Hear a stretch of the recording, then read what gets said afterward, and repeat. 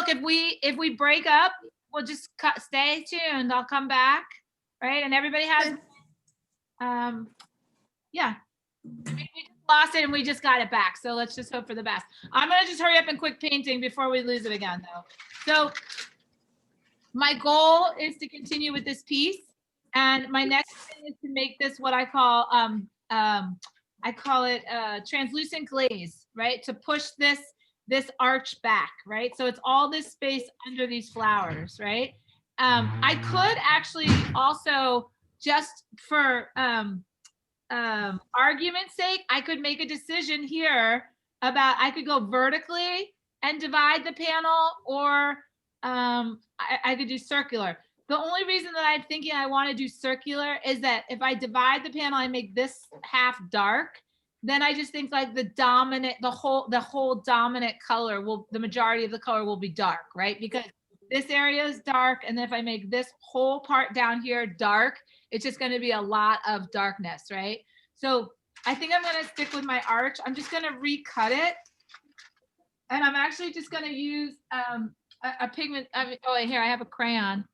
I'm actually just going to use like a marker to kind of mark where I need the arch to go. So, right, I have a flower here. I'm going to have a flower here. So I technically want it to go, here's my corners. I technically want it to go like this. So I'm going to draw it so that I have, right?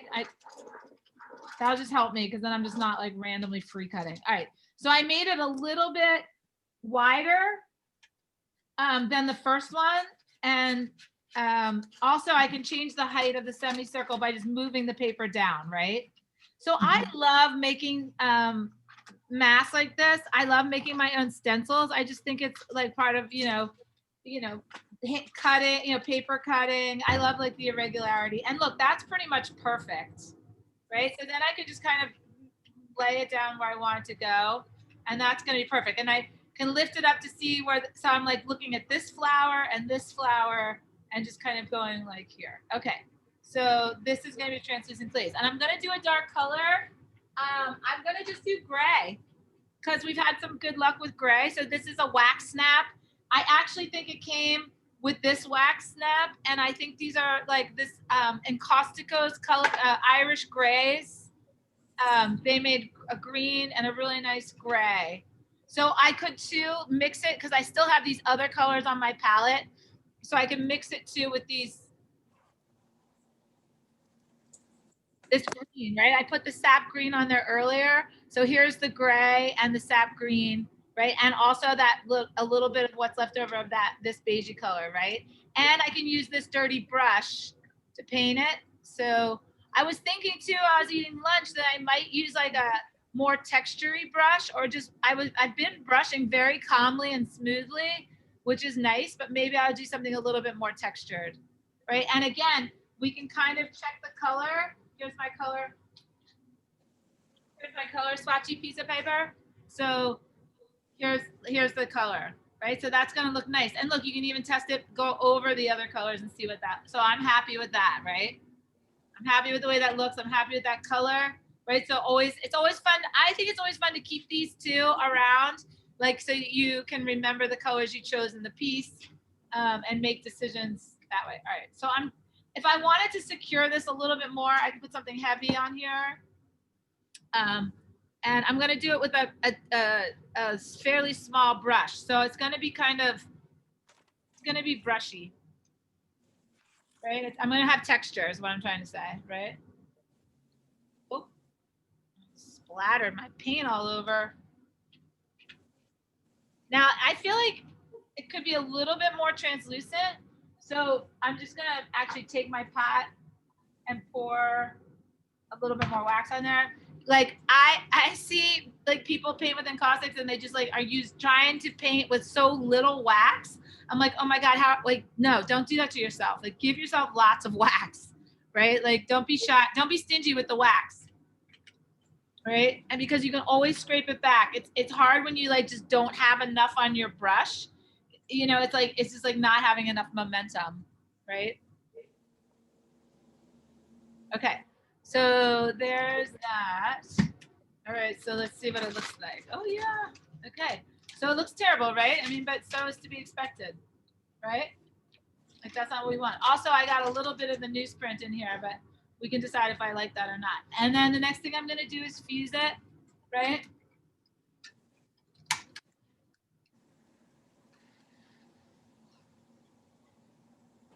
And it turned out a little bit more opaque than I predicted, but what's nice is sometimes after you fuse it, it gets a little bit more translucent again. Oh, and you know what else I should do? Because I added all this gray down here, I should add some gray somewhere else, right? Because it's just nice to not have it like so bottom heavy, right? So I should add it somewhere else, like, you know, like maybe over here a little bit, or like over here a little bit, right? And it just kind of, see, that like really helped a lot, like even just adding a little extra, right? And this is like very light, you know, and I haven't like, it's kind of pretty actually to just kind of go like very lightly with the wax sometimes. Look, I can tone down this purple by adding a little gray on it, right? So we already really learned a little bit about that today earlier when I took that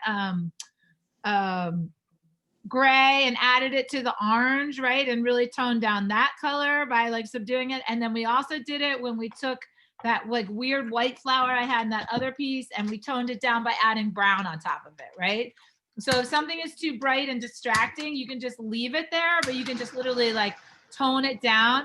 It's kind of like spotting. Like if anybody ever did any professional spotting on photographs, like it didn't really matter how well you spotted it. You just didn't want it to be bright white, right? Because bright white really stands out. So you just wanted it to be light gray or gray, just so that it was not bright white. Okay. And then that tones it in. All right. So this should give me what I need in terms of darkness down here, sort of, and also gave me this nice shape. So now I'm going to use my razor blade to blend these layers, right? So just like we blended the layers with the paper towel, we're going to use the razor. Sorry, now I can't. After I eat, I can't talk, right? So we're going to use the razor blade to blend these layers. And I just don't want it to be, you know, I want these other, oh, and sometimes you get that like this is a mistake. So I can leave it and kind of blend it down, or I can struggle to kind of take it off. And that's a big one. Usually they don't, these like, they're like burpees. They don't happen quite that big. So, and look, now it's happening again. So, I have a razor blade on standby.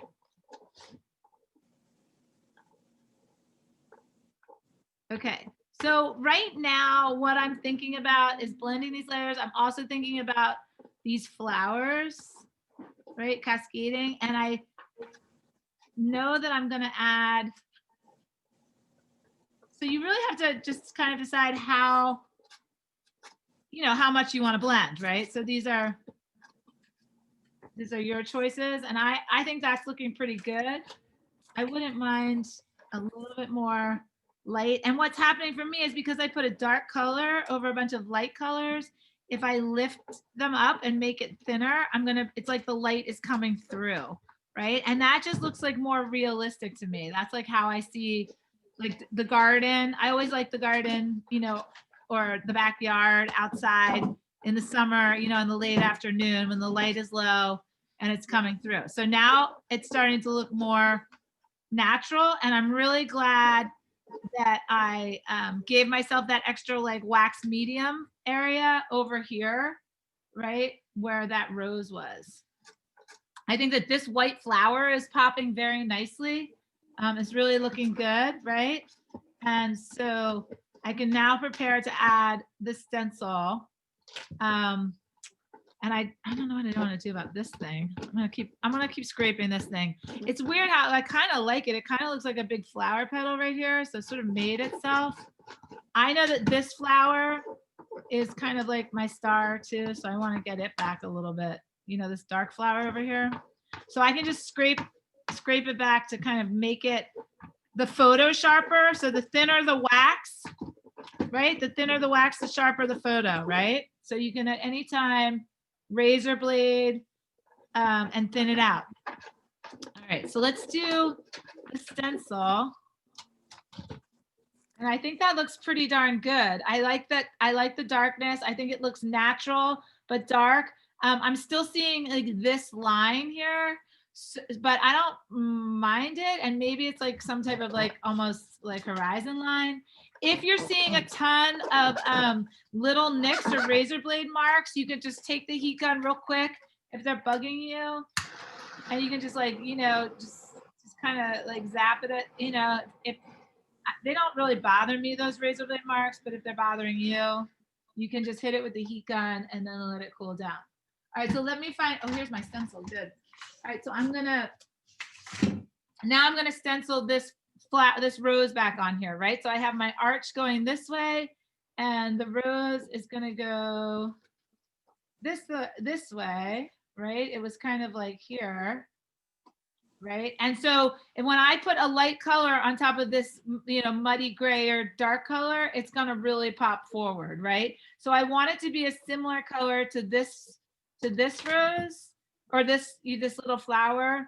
And so I can just kind of make it. I did get my white. So this is my white encaustic. And again, like, I don't really mind. I like to kind of mix it with the other colors I have on the palette. So I haven't really cleaned my palette. So I could also take a little bit of that ochre color and add it in here, right? Also maybe a little bit of this mud, right? My pink mud, right? So never throw away your mud, right? It's always, that's why I like to use a loaf. Like I use these loaf pans, right? To clean my brushes. And then this has a brush in it, which is unfortunate, but this is now mud, right? Because it's dirty wax. So this is perfect for breaking up. I can break it up and add it to my other colors as mixing wax. Okay. So it's kind of like just like a nice thread that I have going through all my work is my mud colors. And they come just from cleaning my brushes. Okay. So I'm going to gradient this. Okay, so now this is my neutral color because it's not bright white, but maybe I can even use a little bit of this. Do you see how I like to just kind of have another color here, just like I did with the pigment sticks, where this is like my middle color and this is my highlighty color. Does that make sense? And I'm going to put that into the stencil when I paint it. All right, so my stencil is going to go here, and I kind of want it to hang. You got to be careful you put it exactly where you want it. So I think I want it to hang kind of like down, and it's going to look so good because it's going to contrast off of that gray, right? So when I fill the stencil, do you see how I'm highlighting right? Because the light is coming from the top. So I'm putting like the lighter color, and I could even go a little bit lighter,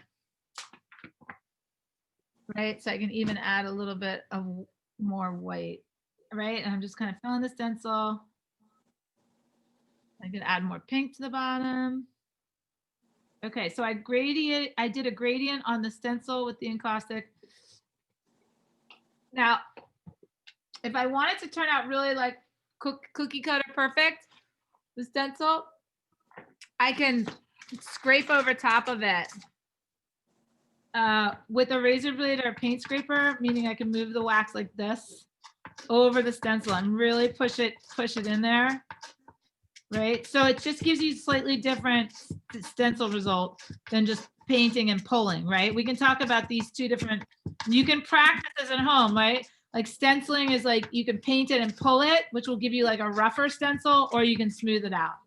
Okay, so, and this one should be really nice and smooth. All right, and then look how pretty that is, okay? So it did exactly what I wanted it to do, right? So I have a dark color, right? I have a dark color behind, I have a light color on top, and so it's really making it pop like with 3D. It's like definitely giving my contrast. So the only thing that's kind of bothering me though, is there anything that's bothering anybody? If something's bothering me, is it bothering anybody else? What do you think it is? I don't know if I asked my question. The big dark expansive space on the bottom still, or is that okay? I like that. I'm not having with this. Yeah. I'm not having a problem with that because I still can add like pigment sticks and like okay. You have options. Yeah, and it's and remember, I'm gonna try to put another flower. Oh, okay. Okay. Put another flower over here, so this is more like a garlandy thing. Gotcha. But I have to figure out what stencil I'm gonna use. But no, there's something else that's bothering me about the stencil though. It's too sharp. Is it too sharp? Yeah, who said that? Linda. Excellent. Great. That's exactly it. So it's too sharp. So there's two things I can do. One is I should hit it with the torch, right? So that can like soften it a little bit, right? Because it's just gonna, right? And then it's funny how this is so equal to photographic techniques. So basically, like the heat is equal to like shallow depth of field, right? So when you heat it up, you're reducing its sharpness, right? So it has to deal with like for us when photographers, it's dealing with like focal of focus. How sharp is the stencil, right? So the heat softens the lines and blurs it out. So see how it got blurry on the edges? So it's almost like this rose is like shot with a 2.8 lens where it's totally sharp in the middle and blurry on the outside edges. Okay. So it's like I literally did what I do in photography with the wax. Okay. So that's like just like a transfer of processes from one medium to another. So that's pretty darn cool. That was awesome. It is awesome, right? And it's awesome when you start to realize that you're already sort of familiar with these techniques because you are a photographer, you like photography, right? So you're just practicing them in a different way. The other thing is that I could also take another coat of wax medium and put it over the flower, which would be equal to the torch. And I can do that too. You could also use another, and this is kind of cool. And I always say that nothing's an accident, but remember how yesterday my wax medium was slightly tinted green?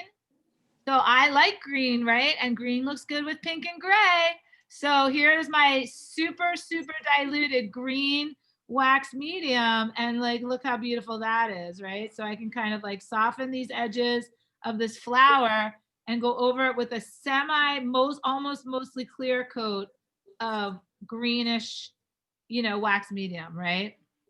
And I could put a little bit of that under here. Now I'm gonna have to find the right stencil to do this flower on the other side. Okay, so I'm gonna do that. Let's see what I have. And this is like a big decision, right? So these decisions do not come lately, right? Let's see, what do I have? I need a fairly small flower. And sometimes my attitude with flowers is like, it don't matter, I'll make it work. But I also feel like picking the right one is helpful. So, okay. All right. So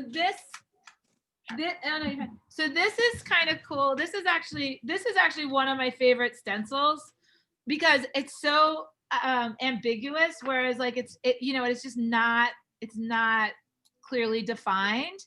And this is exactly the type of area where you maybe want something not clearly defined.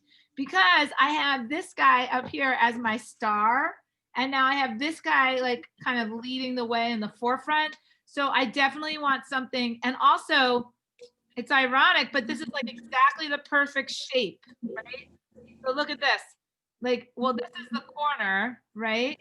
And I don't really want that many flowers. So, but this, I think, is like the perfect shape, right? I want something along this curve line here. Right, so look at that, right? And this coming forward here, I think that's perfect. So I'm gonna go for it. I'm gonna use the same paint that I had because I still have paint on my palette, right? So I'm gonna use the same kind of creamy white with a little bit of pink, and I'm just gonna wing it. I'm gonna just like put it right here. Well, let's say it's gonna go here, right? You could like draw a little line.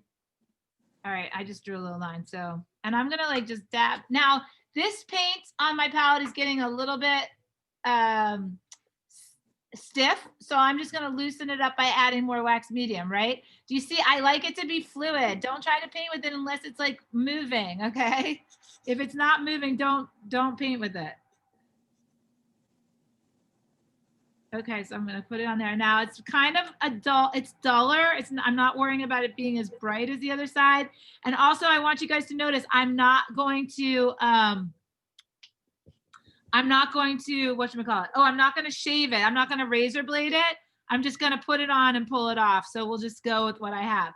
Also, sometimes with like a stencil like this, I might put it all on there, but I know that I don't have to keep it all, right? So I might put it all on there, but then when I go to scrape it, I might just like not keep it all. So here we go with the rough stencil, right? And that's pretty beautiful, right?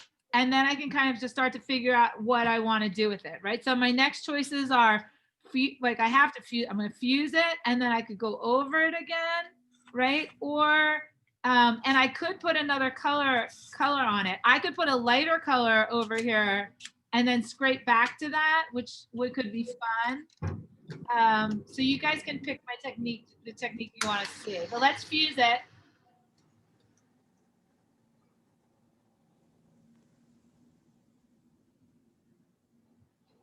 Okay, so part of me is sort of annoyed by this Martha Stewart stencil. And I don't know why, but I just think that this is so much prettier than this, right? And even though this is supposed to have, I just think that this has too many, it's too overly decorative. So I just had an idea. I'm just gonna try to like manipulate it and make it more my own. So what I'm gonna do is I'm just gonna take a small brush and I'm actually just gonna like, I'm just gonna actually kind of like modify.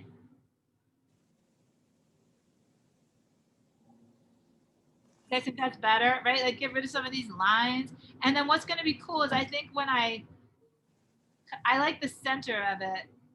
I think when I kind of modify it, I'm like making it more my own, you know, like more personal. And I kind of like it even like that tone. I could use a little bit. Now this is a really pretty color. This is almost like a mossy green, gray green, right? Just from what's been on my palette.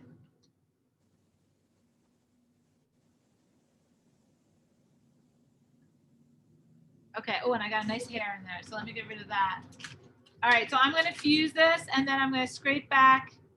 And then I think we can start doing the final touches. So a couple other things come into my mind when I get close to being near the end.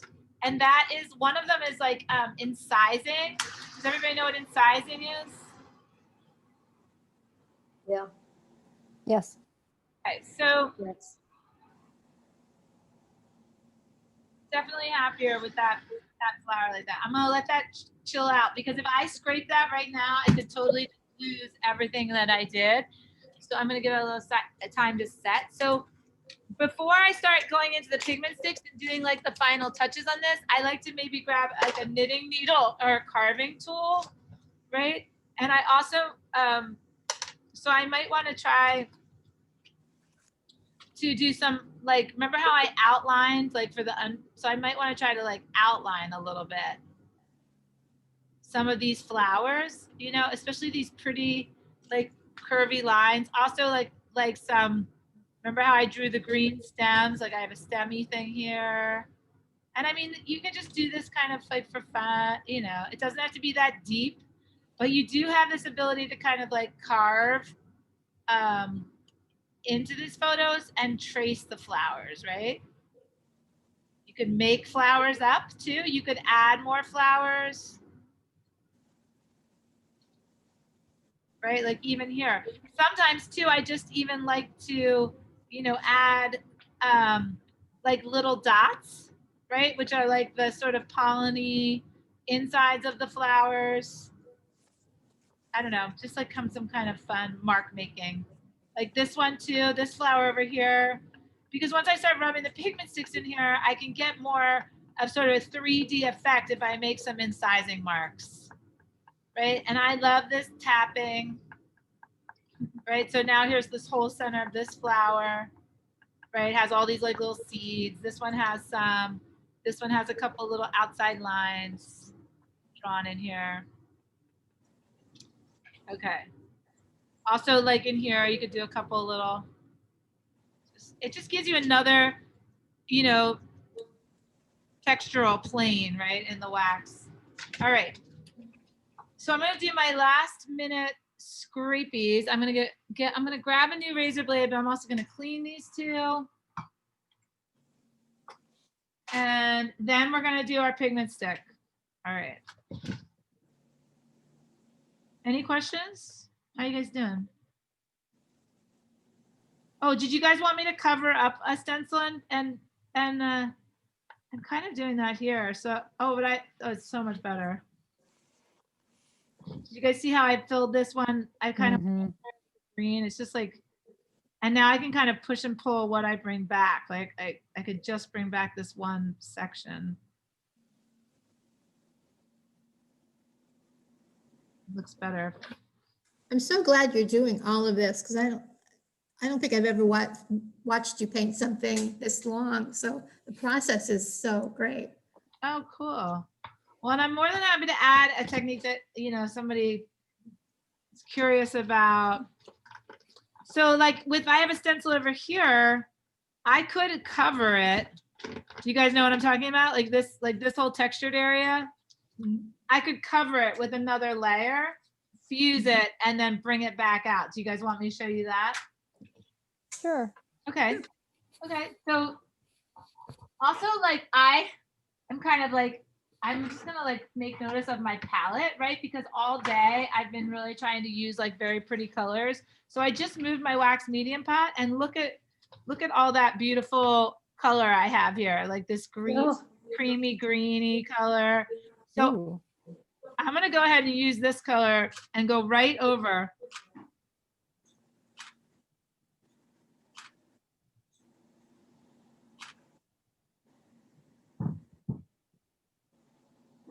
So I'm going right over that light gray stencil, right? And literally burying it, right? I buried it. And again, like if I'm gonna go ahead and use this pretty color over here, I could put a little bit like, and I think that Nancy, I think you were saying something about like breaking up this dark gray space. So like maybe adding a little bit of this green, right? And also remember this in this bouquet, there's probably some, leafy stuff here. So if I just take my brush and gently like sweep it over the top, I can kind of suggest, right, the movement of leaves, behind the flowers and around the flowers. And honestly, this is like, could not be a more pretty color. Okay. All right. So I'm going to go ahead and put this pot back on here. Oh, if I can. Or not. Oh, careful. Oh, sorry. It's okay. Now I have wax on my water bottle, which is fine.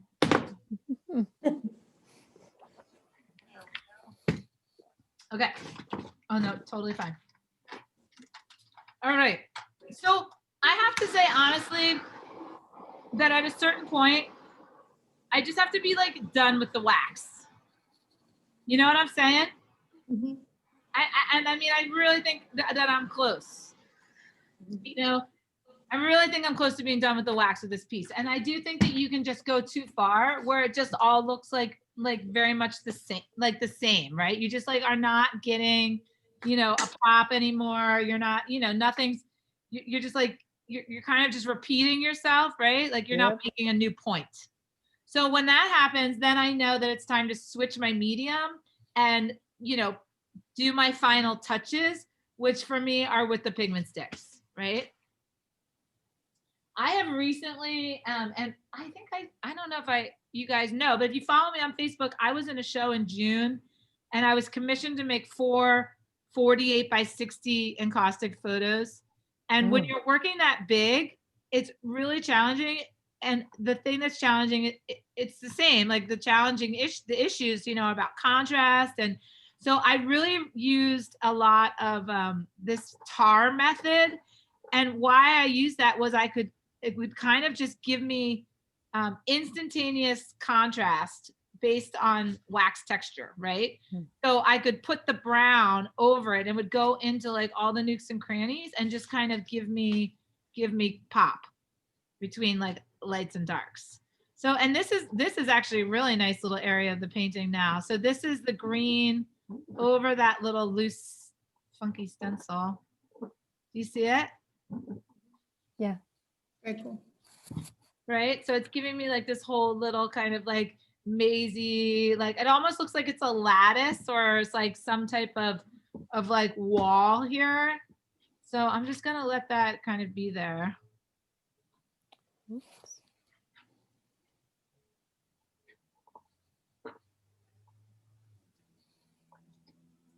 Did you disappear? No, somebody's calling. Yeah, wait.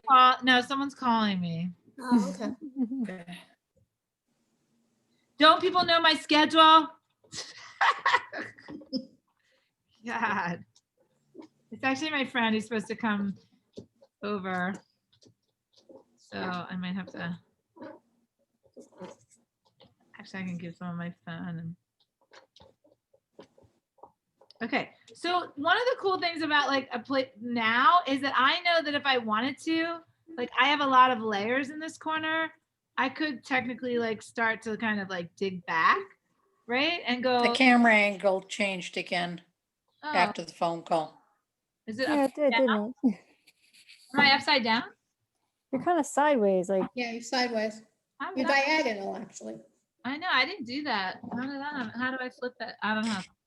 Wait, I can move my camera. It seemed to happen yesterday too, after the phone call. It kind of muddles oh, things there you up. go. Much there. I just rotated it. I mean, we'll just let it be. Yeah, damn people calling. You're popular, Leanne. Okay. So this becomes now like this whole area, this sort of becomes like an interesting little like thing. And I'm gonna leave it just because I like it. But it does become like another foreground, right? Mm, Yeah, it does.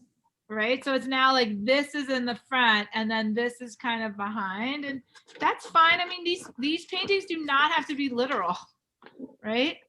But I do think that now I just really you know, kind of don't want to add any more wax, except I feel like this side is a little bit bumpy. This side is a little bit bumpy in here. And so I might do one more translucent glaze. I could do it like here. You see what I'm drawing? Like here. So this whole corner goes lighter. But I also feel like I could do it with the pigment stick. So let's just switch gears. So let me go back. We got to pick our color palette, right? So I could go with this. Let me see. I can't go pink and brown on it because I can't. There's too many other. So we can't go back to that one. We could go. I could go red though. We could use this. And all right. So I'm gonna try to go. I'm gonna add the white. Can you do you have Erin's telephone number? Can you call her? She just called me. I can't call her right now. What?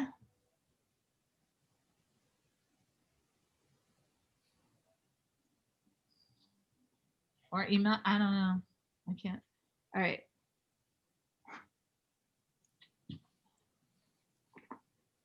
So I'm not gonna go blue, but I'm gonna make a very light blue. I'm gonna make like and I love that extra pale cerulean blue. Does anybody else like that color? I do too. Yes, That'll I'm basically just made that. So because I could just see that coming in on the side, because this is like, right, I want to kind of like create this. It looks pretty with the green too that you have. I think it does. I think it's working. So I'm also just going to try to make like a large area. I want to kind of my goal is right now to quiet some things, right? So rather than because remember all those surfaces of the wax are like busy, right? Because they're all sort of like calling for your attention, right? Because they're like, I'm textured. Look at me. I'm textured. So I'm trying to like quiet this side. And so I can literally take the pigment stick and go right up. So this is how I like my blue. I mean, I should just get over my thing with blue, but and look, I could add a little bit of green to it. All right, so once I put it on there, then I'm gonna do like I do, right? With the other, I'm gonna blend it. Right now, the cool thing about the pigment sticks in this situation is that they can be gone over with wax medium again. The only thing is that they could also possibly blur, right? But if you do like put them on and let them dry, then you can layer them again without a blur, but you can also blur them, I mean, right? So I'm definitely liking this area here. I'm still feeling that this stencil flower is maybe it's just still too heavy, too strong. So I'm gonna go with my solution for that, which is darken it, right? So I'm gonna use that combo. I'm just gonna leave it there, but I'm gonna take away the focal by darkening it.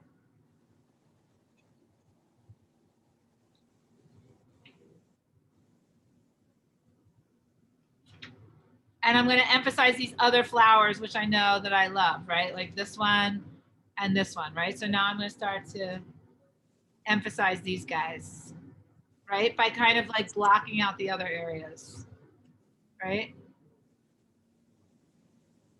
So, I mean, I had a great idea with this, and look, this is a nice little crossover here too, where those are kind of crossing over.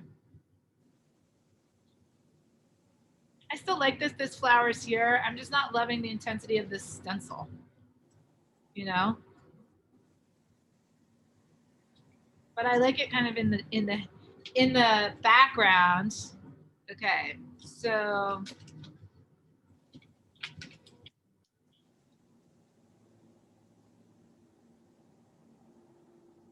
and it's funny, like it's not really, you can't really tell like what this dark space is, but I think that's okay. You don't really know what this, you know what I mean? Like this dark space here, it doesn't really seem to matter, and this dark space can go all the way up into here. All right, and I think that that's good. I think that the spatial relationships are starting to happen. So once I have that set up, then I can go into my painting the flowers, right? So I kind of just have to sort of like take a minute and stop looking at all the surfaces and sort of start to remember where the flowers are, right? Because we've added a lot and we've done a lot to this piece, right? So now it's kind of like, oh yeah, where are my flowers? And what color do we want them? What color do we think they should be? That's a hard one. I don't know about that orange. I think they could be red or yellow. They could be white. That's so funny too. It's like interesting for me to even like see it on the screen. Like this something has to be done about this. Like what is that? Right? So I think and again, like if you just take it down, it just takes people's eye away from it, right? We could do another stencil. It could be like we could stencil again. We could stencil again these little flowers, right? Over that spot, which could be nice, right? I think that has to be gone over this spot right here. So let me deal with that. So now we're in like a slightly different color palette. We're not in that, we lost that warm, light. Remember how we were in that warm, light, bright brown palette?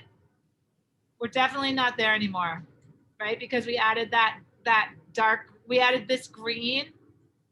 It really changed the color palette a lot, right? Mm-hmm. So we could try to go back. Let's try this color. So again, like you can put a color on here and try it. Do you guys like that color? It's hard to see. We could go later. I mean, we have these colors in this painting, so It doesn't not work. right, it doesn't not work. It doesn't. Well, we can take it back and think about it. I mean, I think it's okay. I like it.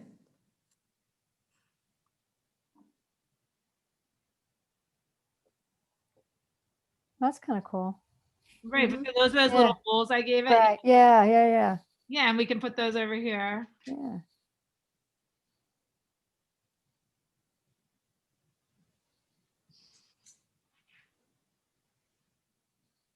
So this whole addition and subtraction thing is pretty fun, right? I mean, and being able to like kind of like shape it. And also like it's so joyful in a way because like almost everything that you do is like sort of florally. You started with flowers, you kind of painted in these floral gestures. It's like the encaustic is kind of making flowers, like you know what I mean? It's Mhm. like it's sort of like, and you can add a little green, right? And you don't have to be too literal, right? Because look, like the viewer's eye is going to find flowers too, right? I mean, we I kind of think I think that's what you don't like about the Martha Stewart stencil. it's It's too really literal. realistic. Yeah, it's totally what I don't like about it. It's not like it doesn't have that dreaminess that the other. Well, Exactly. it's funny. It was funny how the gesso really kind of like messed it up. Yeah, because Enough. it filled in all the gaps. You didn't get a crisp resolve. I know. You got a very undefined one. Right. Okay. So let's like, this is so pretty now. Like, this is really pretty. I mean, it's definitely like, and you can put a little light blue. Oh my God. It's like so, and again, like this like 1 second thing, like just painting like one, it's already there for you. Right. So sometimes Mhm. like when something is just already there for you, you don't have to work that hard into like proving that it's happening. It's there. These flowers are there. They've been there. We've like worked on them.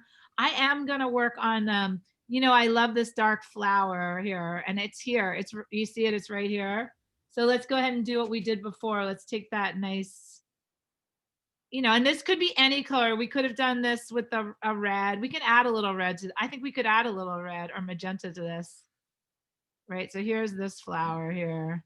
And this is like that translucent process where I used, quite a bit of the extender, right? So it's going on clearer, right? And so like literally like just the gesture. If I was gonna add a red, this is the Turkish red. You can add a little.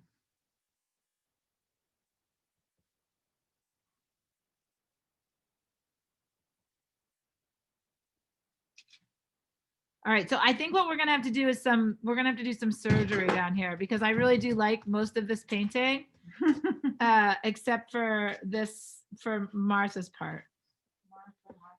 Yeah, and so no, I'm not saying anything about her. I'm not saying anything about her specifically. Just this stencil ain't working out for me right now, but this other stuff is. Everything else is working, right? So do you think? So we have two choices. One, we could go back to like. We could really, and honestly, like I like the way this is kind of turning out better than this. So we could do something kind of destructive. I have to find the right tool though. Let me burn my laptop. All right, here we go. Ready? Say bye-bye.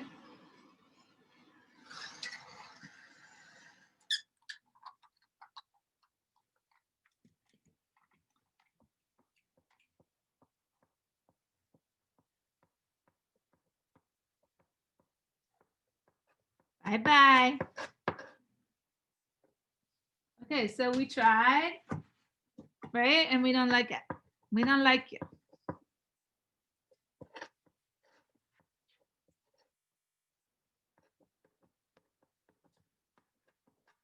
This could be kind of interesting though, because, oh, you know what? I think we're gonna like this. So you can see too, like we've added so many layers of wax, it's really gotten like so soft and dreamy, right? So it's kind of maybe neat that this is like, oh, maybe it's better that this is kind of like opening up down here. And I can go ahead and like blend these layers back together. And maybe this this underneath flower, this gesso-y flower will be better. And it's kind of cool. What do you guys think of that? Better? It is really cool. It is really cool, right? And so It's almost, it looks like almost like a lacy kind of thing going on down there. well, right, and it's kind of neat because it's like it's like a contrasty surface texture, right? So it's different than everything else, right? So it's really through like this comparison within these different surfaces of the encaustic piece that makes this so interesting, right? Okay, so let's do this. Let's take a little bit of like wax medium. and just kind of make it so it's not such a hole, right? And that's not quite clear enough. And this might be like a point where I might have to like melt some more wax medium, but I'm just like, because it's not exactly translucent enough.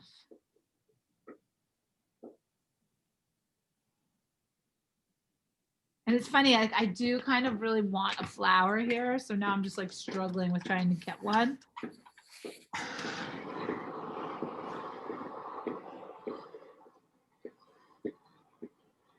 Oh, well, that's kind of nice, right? That's nice, right? So it's there, like, but it's like barely there, right? And maybe that's there enough. Like maybe in my mind, I'm like forcing it a little bit, right? But it's kind of like here and I could kind of shade it a little bit. I think I'm going to go with that. Yep. I think that it's like at a certain point, I mean, I like all the texture about it. I think this is kind of special. I think it's sweet, you know, and I think the barely there-ness of it is kind of nice, right? So, okay.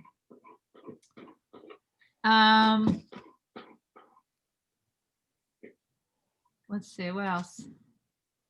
I could put a little bit more red like in these guys. And again, these sort of like, you know, adding the pigment stick to the surface, I think should be just like very sort of gentle. Look, I can like tone this little flower a little bit to make it look like its other friends here.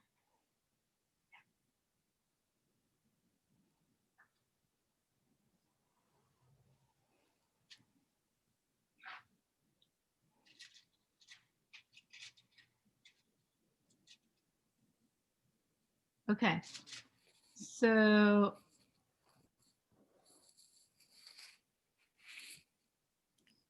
we were gonna add one more little stencil. You think we should do it? On the left, or do you guys, I think we just have one more little problem with this. You guys know what it is?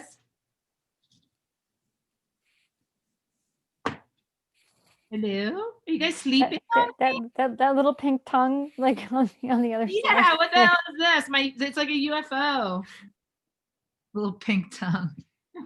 Yeah, it's kind of like a little pink tongue. So look how like lovely this little chartreuse green is in here, right? Just a little bit. Right? It's a really, this chartreuse, it's a really nice blending color. It really is. It really just helps bring things together. It's amazing. It's it's like a unifier, right? In the nicest way. I know, I agree. Which you would not expect for chartreuse at all. No, right, exactly. No, it's sort of what I call a hidden gem, that color. And when I used to do a lot of oil painting, we used to use like transparent Indian yellow, and that was like the great blending color. But I swear, for whatever reason, like with these florals, this chartreuse green, just like a tiny little bit of it, just helps these layers come together. Well, you're right. It's like when you're shooting something and the sun is shining through the leaves, you're kind of getting that glow, and it is a little iridescent greeny. Yeah, exactly. Exactly. All right, so I'm just, oh, sorry, my hat. Oh, That's what that was. It's the hat. You know what? I took a shower this morning, and in the wintertime, if I don't have time to like blow dry my hair is like wet all day. And it's actually just really challenging to sort of deal with taking a shower in the winter, you know, if you don't really like blow dry your hair, because you're like, oh God. You know, it takes all day to dry, and then you're cold. So you're like, all right, I'm gonna wear this. All right, so there's a couple things I can do to this flower too down here. Like I can kind of try to find the center of it. I can give it some definition and then blend it out, right? I don't want to, I really want to get rid of this thing though. Can you tell me about the center and the center bottom of the painting? What do you mean? Tell you what about it? Is it just to show depth and darkness, or is there to me, it almost looks like water, light on a body of water or something, shimmer.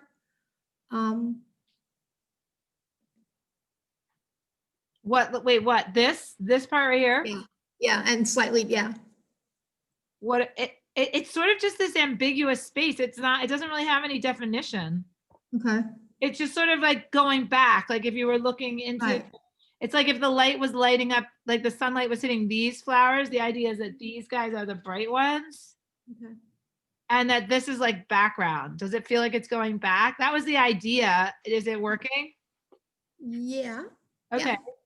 So, and then another way we can make it work better is make this like these, I have to fix this one side. Like we can make this, you know, this outline, right? So if I firm up this shape of this outline, it does, and then does that make this flower pop forward more? Yeah. So wait, I don't think I understand what you're asking me, Melissa. Well, okay, I'll just say, I don't know if I like that big dark space in the middle of the picture. I'm sorry, but that's just what I'm thinking. Yeah, I mean, the only reason that I kind of, like it or not, I just don't know that I want anything else there. Like, I just sort of, I wanted to, wait, I'm gonna switch. Because this happens to me, and it just seems like the middle or the bottom of my painting just kind of falls away. And is that okay? Or should you try to fill it? Or Well, I don't know, does it help like looking at it now? yes. Yeah, I don't want to fill it. right. It looks to me like a vase is holding flowers. There's like a vase Ah. underneath the flowers. Well, technically there is, but like in a weird way, the vase kind of Yeah, stops and her. yep, and that's kind of, you're right. That's exactly where it stops. Yeah. Well, right, in reality, that is where it stops. So then this area definitely becomes either, and that's like what, like Melissa said, is it so it could be like, is this a reflection? Mhm. Right? But in Mhm, a weird way, like I'm not sure that I want to like specify it. mhm. Right. But let's add that other stencil because I see what you mean. And I totally appreciate your candor, you know, your honesty about it. But I think that I'm trying to embrace open space Mhm. and just let it be. Yeah. And let the viewer let the viewer, you know, why do I have to fill every square inch of a canvas, you know, with something, and Mhm. let that ambiguous space, you know, be what it is. I mean, I think I don't want to put any content there, but the Mhm. question is, Melissa, is that do I take this line and do I make this another color? Right. Do I make this lighter? Right? Or do I make it even darker? But I don't even think, or do I make it like brown or blue? I mean, I think that's sort of what, but I don't know. I mean, and I kind of like, Now that you hold it that way, now that I can see it, holding it the way, I can see a vase and maybe some light around the bottom of the vase. It helped me to move it, but It's better to see it all in one shot, isn't it? As opposed to like when you're down working on it, you get concentrated on just one area. right. I think it's a better light too, and it sort of goes together when you look. when you Yeah, do holding it that. back, that's even better when you hold it back further. It works, yeah. It does. I Yeah. think it really does work. And okay, so let's just say that this is a tabletop. Like, you see where I just drew the line of my fingernail? I mean, Right. and so technically, yeah, it could be sitting on a mirror. And Mhm. honestly, okay, so if it was sitting on a mirror, like this would maybe be highlighted slightly, like this. If it's a reflection of that, like does I see that what you're help? saying. Does that Yes. help? And right, Yes. and that makes great. So that makes this darker and this lighter, but I wouldn't want to make this darker. But I do kind of agree with you, Melissa, that that should be lighter. I don't really want to define that. I do think we made, like, I love that we totally got rid of that heavy stencil here. And now this flower could be like oh my God, it literally could be a reflection of The one flower. above it. Yeah. Yeah. Or a reflection of this flower, Yeah. right? Because it's a little bit bigger, it's a little bit blurrier. But like, if we're talking about abstract florals, like, why do we have to define it? Right.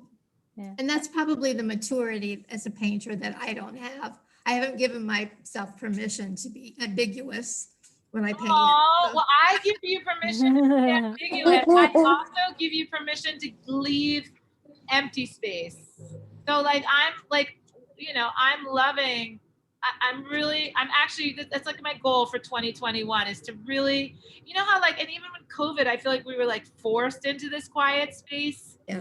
So now what if we like voluntarily give ourselves quiet? You know, Embrace what if we the like quiet. joyfully enjoy, you know, have quiet instead of forcibly have quiet? You know what I Yeah. mean? Like, why the hell not? So, Yes. I totally appreciate that. So let me ask you this question. So as a group of, and you know, you guys have been so great to paint with this weekend, but so if we're gonna That fix has to go. here, Yeah. I think that'll help so much to get rid of that because yeah, you're me not. too. But this is the question, Nancy, is that do we go, okay, well, first of all, do we go, continue to go this way, which I think we should. And honestly, I think it has to be dark. Yeah, yes. I do agree with that. Yes. So it has to be dark and maybe even like this dark, like really dark. That's And then it would be, right. And the only, like, Mhm. I think it should be dark and I think it should be here. And I don't know. I don't know what it is, but maybe in a weird way, it should be like something in the foreground. So you're almost like seeing this, this branch or vine here, and then you're seeing this bouquet in the background. Yeah. Which would also explain like the fuzziness of the bouquet. True. If there's something sharp here, because your point of focus would be on this thing, and then this could all be blurry in the background, right? So that presents a little bit of logic to it. Do you guys agree? Yep. All right, let's That'll try work. it. Let's try it. So here we have our stencil. And I love it because it's like so messed up. I mean, it was kind of like just loose, and I like it because it is ambiguous. But so it's a corner. So this is interesting. Okay, you know, okay, so this is interesting. So because it's a corner, I could level it with the bottom of the vase.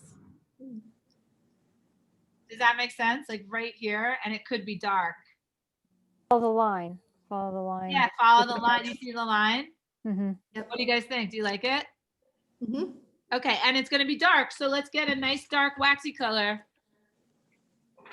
So do you see how as a group and together, me and you, we've really made these decisions?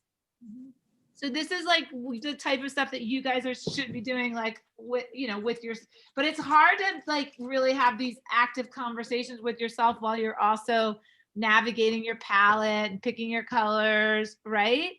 Yeah. But now, Absolutely. right, but now hopefully I've made you aware of sort of this cognitive decision-making processes that you're going through as you are painting, right? So pretty serious decisions, right? And you can talk to yourself. It's okay. Nobody's gonna make fun of you. Nobody's there, right? Like, Nope. or you could, you know, I mean, you know, you can journal about them, you know, and again, sometimes the most helpful thing for me, I mean, you guys have been like my editing eyes, but I will stop. I will take a bunch of photos. I will look at the photos in my camera, and I will add more contrast. I will change the color. I'll desaturate them because it just takes me out of that like ego, id, shape, mind frame. Like, oh, that's my work. Like what, you know, like I don't like it like that. You know what I mean? It's sort of like, it just takes me out of that and just forces me into like making a decision. All right, so this is another beautiful gray, right? I love that color. Do you love that color? Oh, yeah. Okay, me too. All right, and we need a little wax medium. You know, I think one thing the photos do for me, they help me define areas. Yeah, spatial relationships, right? Yep. Yep. And also that's like when you're working on something, like being able to separate from it and look at it objectively, you know, as like not the artist, but as the viewer, also very challenging, right? Yes, The that whole- is totally challenging. And the whole thing with this, when you held it up and held it back, Yeah. it just worked, you know? Good, yeah. Right. So again, like, do you see how I added that dark gray there? But look, wait till you see how that little bit of dark gray wax really helped our little heart flower over here. Our little.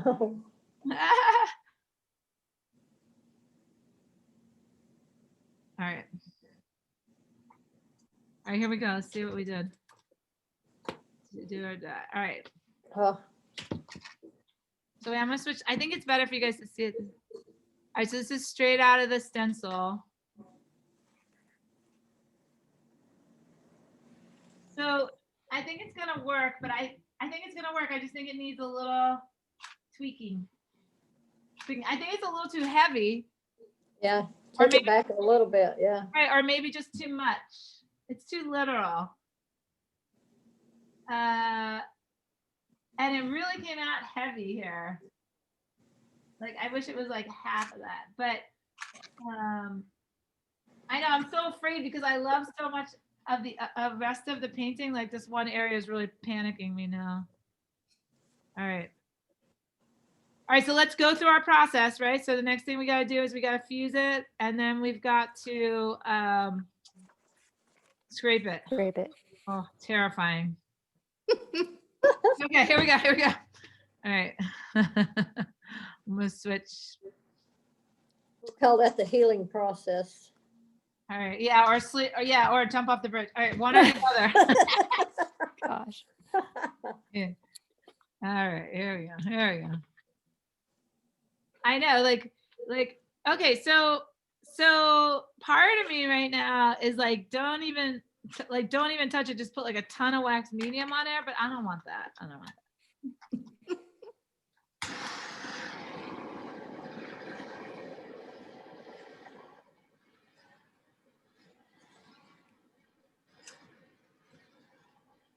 So yeah, sometimes when I torch, I'm like, tell me what to do next. Like, I feel like I'm looking at the ball, right? Like, I'm asking it. I'm waving my magic wand at it, right? Like, tell me what to do next. All right, let's see. Cipher. You're praying for a message. Is the contrast perhaps too much just down in that corner? And if you just blend a little oil stick in it to just reduce so that the dark isn't as dark Poppy, so it's and not the light popping as much. as light? Yeah, well, I think the temperature Yeah. of the overall painting is fairly like muted, except for like this, you know, like the red, like, you know, where the color is bright. Yeah, let me try. You mean rather than razor blade it, just put pigment stick on it? Well, you can always razor blade afterward if the pigment stick doesn't work. True that. What color pigment stick are you thinking? I'm just gonna blend A little bit light, a little lighter gray that like you've got on the that's other okay. side. How about this light blue? Yeah, Remember how we put that light blue on the other side? Let's try that. yeah. All right, let's try that. I love you guys. Will you guys paint with me every day? Yes. Okay. Yeah, right. All right. I thought you'd never ask. Oh. Oh,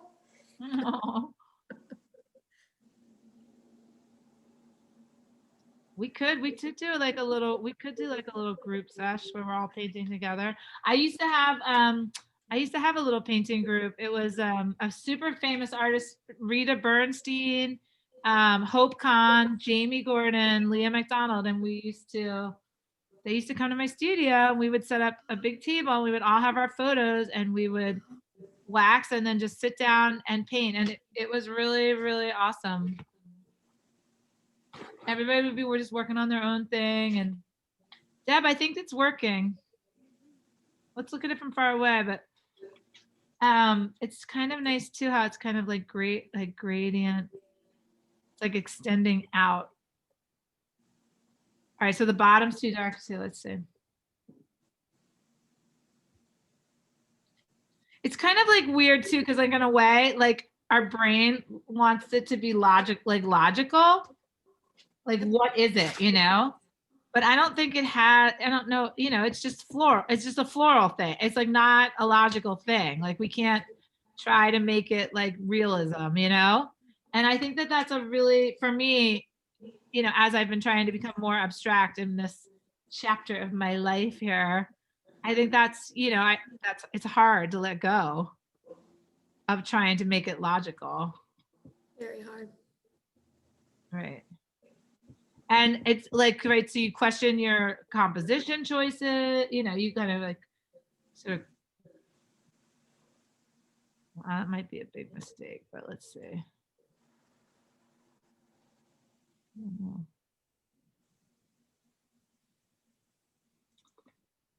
You know, it kind of looks like a female form, the dark. Ah, The rose at the top and you're coming in at the waist. ah, that's interesting. That's some good abstraction. That's a good eye there. That's a good eye there, Linda. I love it. All right, I think that Deb was on the right track with that. But I think that we still have to tweak. Let's look at it. Yeah, look at it from far away. It's definitely better. Do you like the little bit of blue? Do you think it should be? Yeah. Go ahead. I think it should be creamier. Wait, I just had a vision. I had a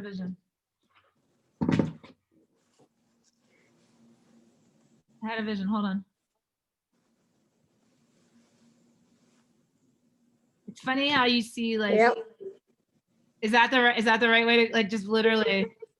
So you Look, do a I just took it. continuation. Yeah, like even though Yeah. it's just a continuation of this other light space. Oh, and look, it narrowed the vase. Oh, that's kind of interesting. And it's almost like overrode this whole form. Oh, look at that. I had a vision. What do you think? Yeah. Better. Oh, much better. Yeah. Wow. Wow. That's amazing, right? That was amazing. All right, let's quit there. It gave contrast to your other flower too that you really like.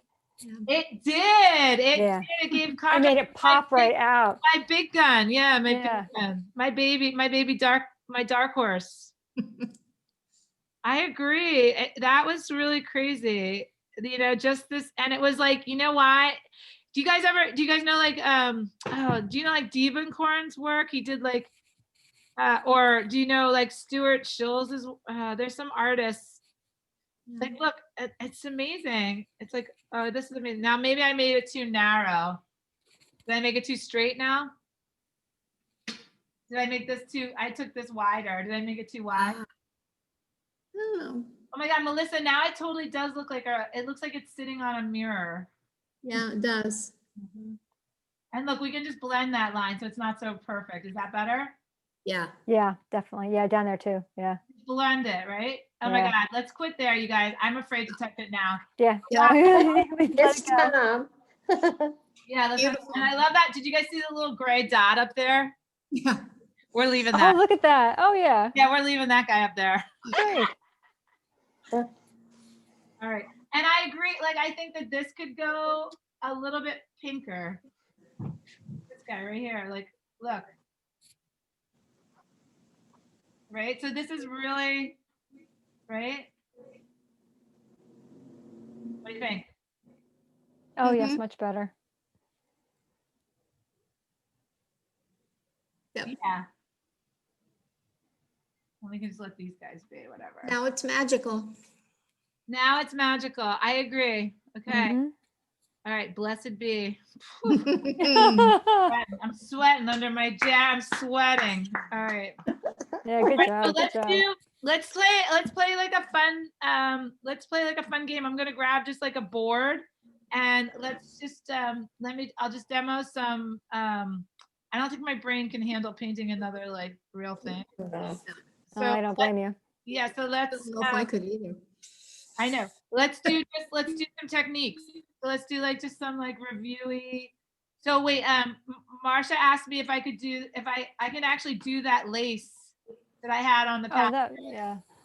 So do you want me to do like a heavier fabric? I didn't do any fabric today, really. So I could do some fabrics, some lacy samples, and I can do some contrasty color layers of wax if you want. Oh, that'd be cool too. Yeah, I struggle with that. Take it away. Oh my God. Oh my God, that was exhausting. I feel like I took 10 years off my life. All right. Yeah, literally. All right, here we go. So we didn't, just FYI, we did not work on this one.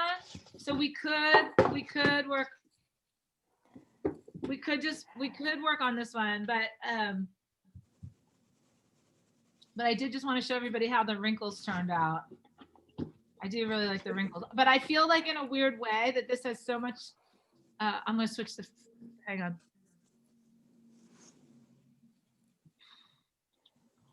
I just wanted you guys to see how the wrinkles turned out.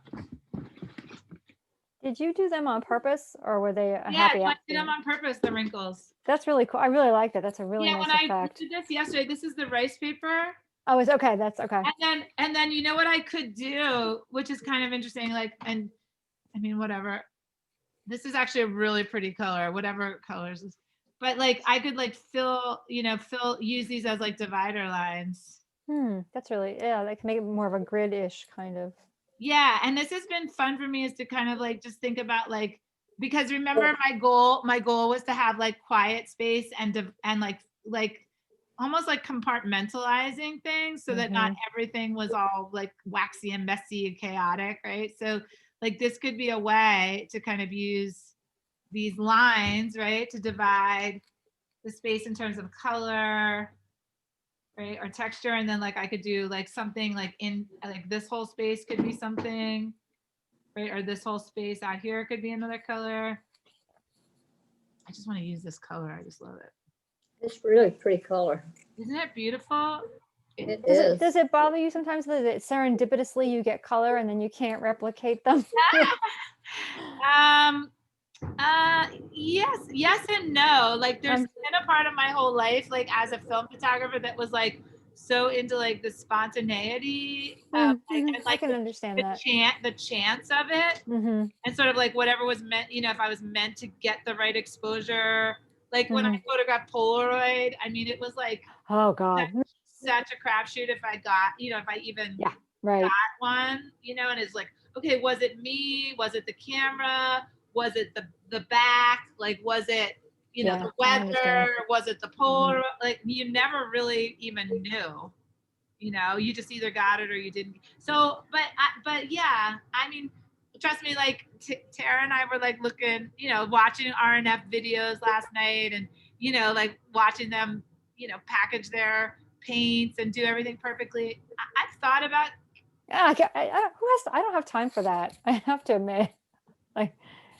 Well, I think at some point, if you do, get a color you like, you can definitely put it in like an aluminum tin. Oh yeah, that's what I mean. But I'm like with the whole like with their pigment sticks, though, the whole organizing, sorting. I'm organized to a point, but I like exactly wow. Right. I think that's like you're just being your own artist, like just doing whatever to the point that you're comfortable with is that's your art, And I think I do like the chance. I mean, these two colors are beautiful together, but I feel like I know them and I start to see enough my work and I know that I can get them back. Yeah. And I know they're around. I know I can circulate back to them. I'm just gonna fuse it real quick. It looks like a cyanotype. It looks like a cyanotype. The colors, yeah. Yeah, it looks like your picture that you shared with us earlier today. Yeah, the brown and the blues, yeah. Yeah, totally.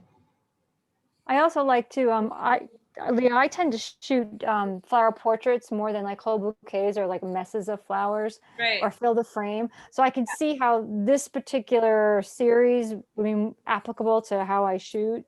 Oh, good. You have like one main flower in the background, and you have other things that are, in soft focus behind it. And I do a lot of that. Yeah. So I could see how this would, I like the wrinkles, and I do have rice paper. So this is like, I'll have to go back and watch yesterday morning. Yeah. So all I did was when I was, so when I was gluing it on, was I literally just put it on one side, and then when I moved it, and then I just squished it, and then I flattened it. Awesome. Yeah.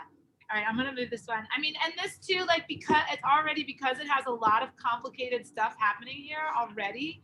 Like, I don't think I would add that many layers of wax, right? Like, I think I might do what I did earlier, where I would do like a blue and then like a lighter brown. But I would kind of go back and forth between these earthy tones, and then I could just put a little bit of pigment stick in the flowers, and then this would be done. I mean, it already has a lot of complications because it's divided, because it's wrinkled. Like, I just don't feel like I need to add that much more. Look, it's out of order. That didn't even bother me. I know, it's so funny. Wait, yeah, it goes like, oh my God, that's so funny. Wait, we didn't even notice. Is that it? I think that's it. Is that it? Okay, well, I'm gonna have to think about it. Oh, it's funny. No, this one's wrong. All right, wait. To be revisited. I'll let you know later. That's out of order. I can't. My brain is failing me now. So I'm gonna practice it over here. This is definitely. Oh, I did it. Okay. Wait. All right. So I'm gonna get a piece of blank wood, and we'll just do a couple.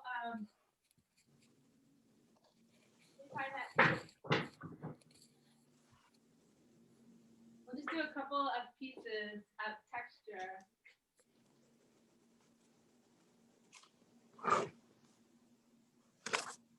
Wow.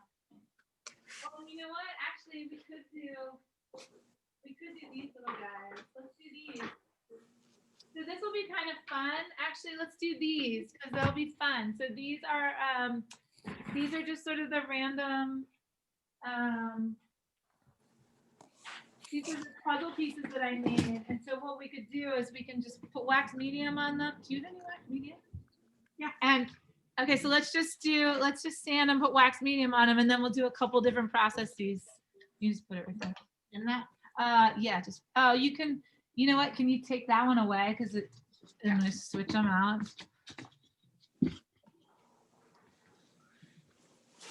Also, like, this is like all the wax that I scraped off today. So you could put this back in your mud pot if you wanted to, right? If you don't want to throw it away. I mean, you know, I mean, you can just throw it in your, all right. So these are the ones, right? So these are pretty. Look at this color too. Now that we've been in like that other color palette, this is like this golden color is so pretty, right? All right, so let me sand them real quick. And like, this is kind of fun too, but we could like do it like that. You know, we could do a stencil, a big stencil on little pieces, right? All right, so you want to see this stencil? What else do you want to see? Give me something else you want to see. Yeah, sanding block. You guys there? Did I freeze? Yeah. No, you're good. Okay. So tell me something else. I can do this cloth stencil. What else? It's the green and the yellow. It's pretty. Anything else? That's the way you have it laying there. All right. So first I'm going to sand them. Just because this is like free wood too. So what I was doing with these skinny wood pieces is I was gluing them with wood glue onto a bigger panel. Okay. So you could also like individually frame them and hang them, or you could just hang them right on the wall, you know, next to each other. What kind of, did you say this one? You know, this is called like, I'll have to ask Duncan. It's just like chipboard. It's like very thin wood, but it's totally not, it's like totally, it's plenty sturdy enough for wax, you know, and I mean, and it glues really nicely with wood glue. That's how I just glued it with wood glue to a larger panel.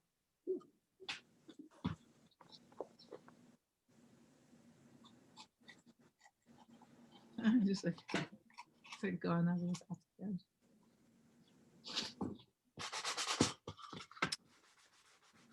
I can do a real quick pour piece too, because let's do one of them poured. And what's nice when you like force yourself into like smaller pieces of something like, and put them back together, you know, you have the, you know, the sort of geometry of them on your side, Mm-hmm. you know? Yeah, this is really intriguing. This too also lends itself to single flower shots. I could do a bunch of the little small panels. Yes. Yeah. Yes. And Yeah. your variation between the panels can be super subtle or dramatic, you know, Right. and you put them back together Yes. because they're a sum of the greater whole. Mhm. They'll go back together no matter what, but they'll have like individuality, right? And so they'll have a uniformity, but they can be, you know, you could even mix two photos together. Like you could have the same photo in like black and white and gold, and then wax them, and then, you know, interchange them. Oh, that's true too, right? I can tone them, like same photo, just tone differently. Yeah, you can tone them, and then right. Yep. Print two or retone, and right. Okay. So just like, and all of these, I mean, I literally call them exercises, you guys. And I mean, I hate to say it, but like, Yeah. you know, you need, first of all, the more you practice, the better you'll be. Okay. So you know that from your childhood, right? When your parents wanted you to practice whatever it was that they wanted you to do. And you just hand me a brush. Think that. And you know, that whole 10,000 hour thing, right? Like, so, right. But in a way, like, you're like 10,000 hours, like, oh, you gotta make this like, how am I gonna make this exciting? Right? Like, that's all really. So, you know, of course you want to like look at what other artists are doing. You want to try different things. So, and for me, this is coming at like the best time, because in a way, like I was saying earlier, my work was really alternative for photography. But then when I learned about encaustics, I was like, oh, wow, like they're doing all of this, right? So then I like tried to figure out all of that. And then I think it really put like I said, a real twist in my work. And so now I feel like I'm more comfortable going back to some simpler processes, right? And really embracing them, so that, and like the quiet space and the ambiguity, like bring it on. Like, yeah, that's what let's go back to that. Okay. So here we go. All right. So I can do a pour quick. I have I'm all ready. I swear I'm ready. You guys, I showed you my cookie tray. They're not where the cookies.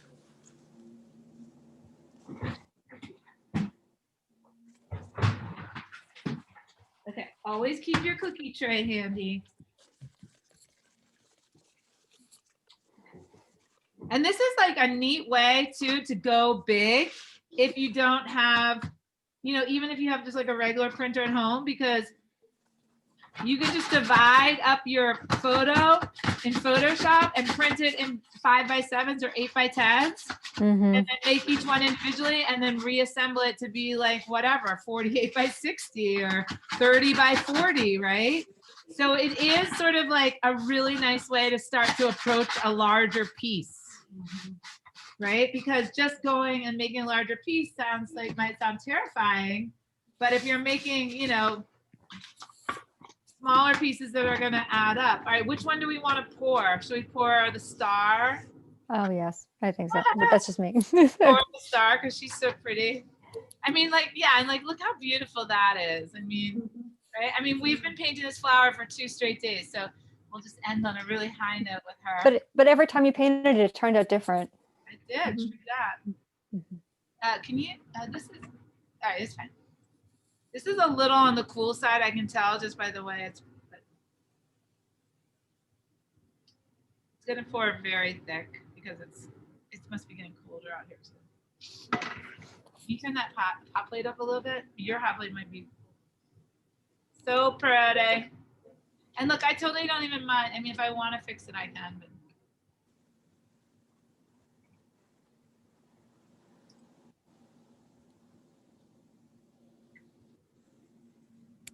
kind of.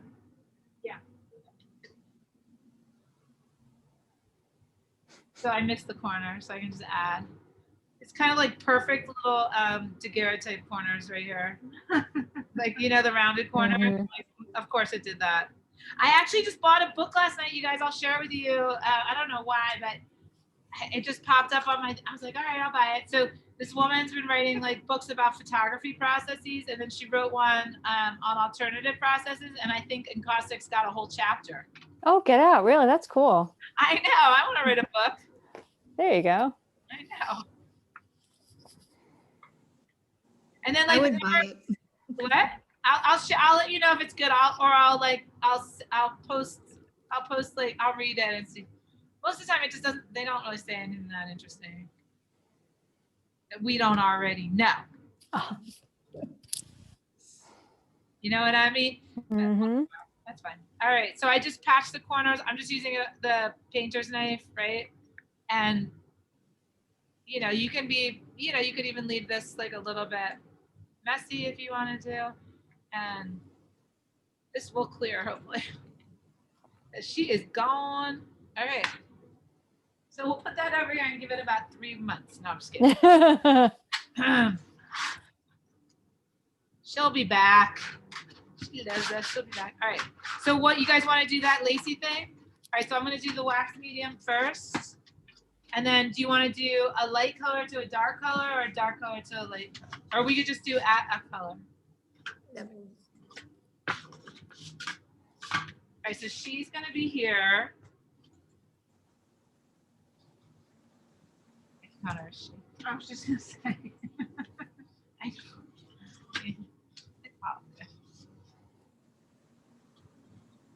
All right, so I think it goes like this. So this is how it goes. So we could put, I mean, I think it would look nice. We could do like this. You want to do it like that? That works.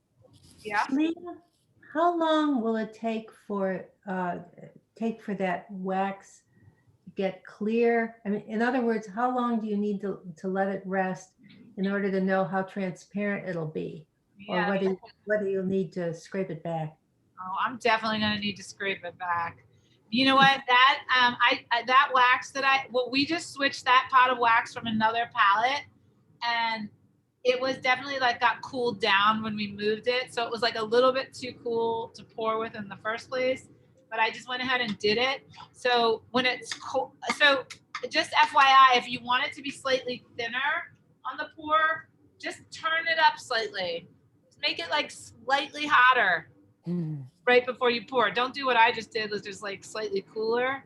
So, because then it'll pour more quickly, right? And you got to remember too, like it's colder in my studio than like normal because it's January. So also my panel is a little bit cooler. So that affects how fast it moves, because if it hits something cool and it's just going to kind of like slowly move out, where if it's warmer, it'll move more quickly. So this could take a long time, and it's definitely going to need to be shaved a lot, but maybe that'll look good.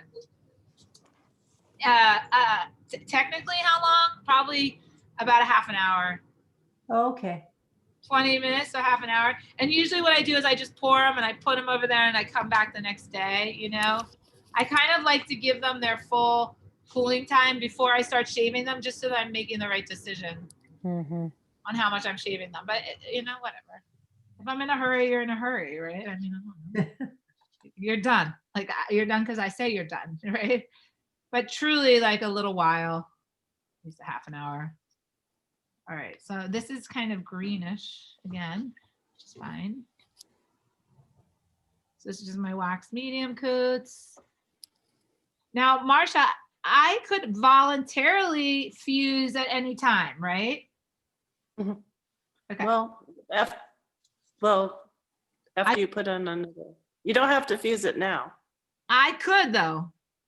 Oh, I mean, voluntarily, like if I just wanted to, like if it was too textured. uh-huh. Oh, I see. Yeah. I could. Please don't. You could. You're not hurting it, right? Does that make sense? Yeah. So, okay. So for example, like if I felt like like this was too textured or too spot, you know, whatever, I definitely could fuse it, right? Yeah. Okay, so you don't have to fuse it, but it is an option, and the results are going to be, you know, melting and softening texture, but also like it is a good spreader. So what the heat does is it definitely causes the wax to move over and around, right? And Mhm. because I'm going to add this thick stencil, I can fuse because the fusing is going to give me a flatter surface, Mhm. right? It's going to take away some of those brush strokes. The other way I can take away the brush strokes is definitely with a razor blade, right? And if I'm going to add a stencil, I want it more glass-like. So this is like the quick way, right? Okay. Quick way. So I was able to kind of keep the integrity of some of the brush strokes, like over here a little bit and over here a little bit and over here. But then I also have the smooth because I use the torch. Right. So that was just the torch I was using to just make this flatter, right? Less bumpy for my stencil. Okay. Mhm. Okay, so what color? Do you guys want to do like a brown on brown? You want to do like a gold? You want to Ooh, do cool. orange? Look, I have all these pretty burgundy colors. Oh, that would be kind of Be nice. pretty too. Yeah. You like burnt hair? Pony hair. I actually, that you actually can really do some cool. We could do a piece. You guys want to do a piece of horsehair? So yeah, right?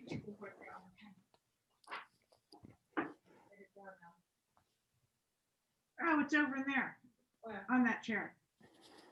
Is that it? Oh, well, that is it. But I have Okay. hold on.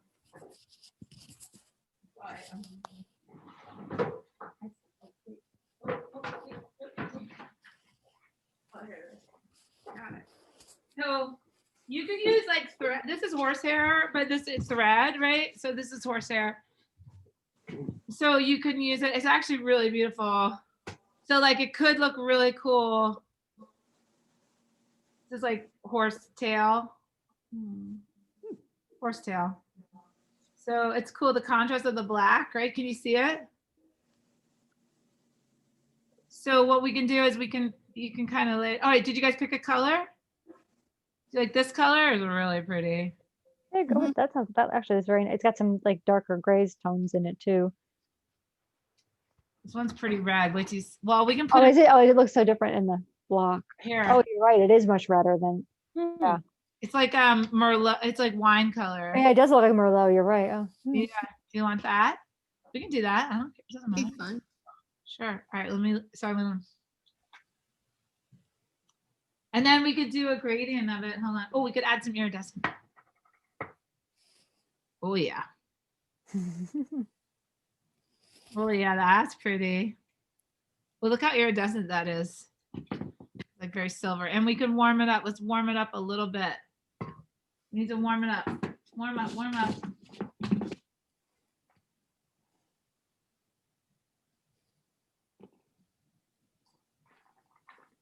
Till it's the end of the day, I'm like, woohoo! Bring out all the colors. I know. Yeah, it actually looks really beautiful. It looks like a little. Can you see it? It's like a little. It is. It is actually really. It's a really pretty You just color stack combo. that end of the. See, there's almost like your purple and your yellow. Yeah, even just so it's like tilting this way. Yeah, slanted.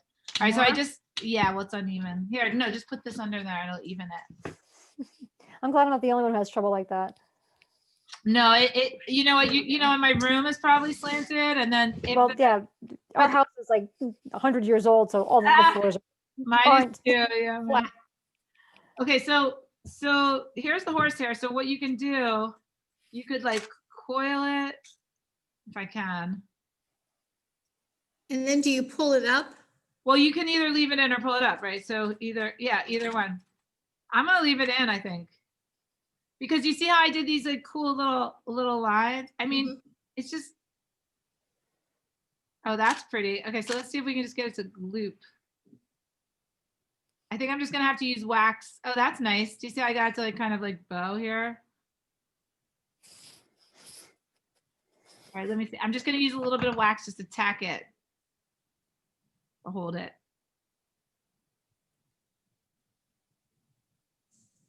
Okay.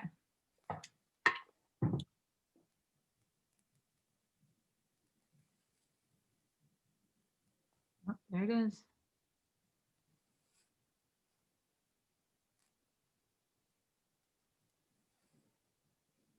Okay, so that should be good on that.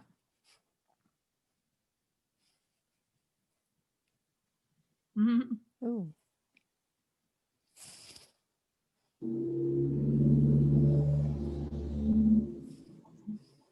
And that looks pretty. It looks like a little iridescent rainbow. Iridescent rainbow.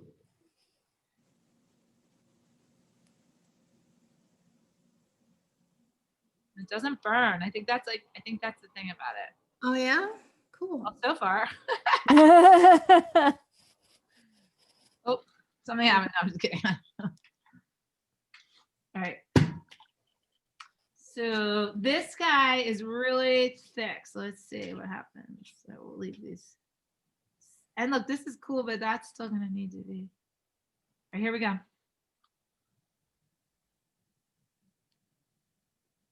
So I'm not trying to brush the wax on, right? I really think you have to use a different technique. You have to really, Dabbing. yeah, you really have to dab.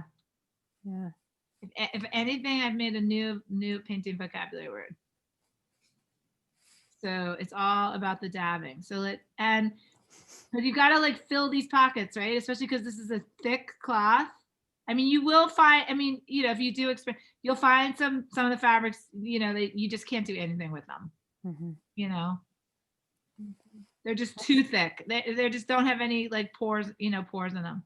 All right. So, and then if you're gonna maybe dab, maybe you dab all the way, the rest of it could be nice, So then we just like treated this one that way. And then let's think about,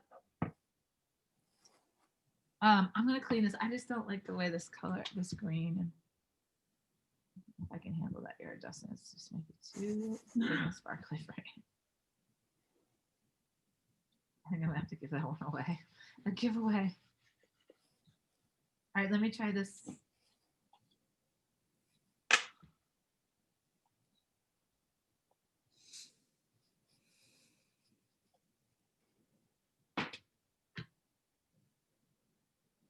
So you really have to add a lot of wax medium to these paints, you guys, if you want to paint with them. Like when I was doing those big pieces, you should have seen, like, it was amazing to me how much wax medium. I think I went through like 15 pounds of wax medium.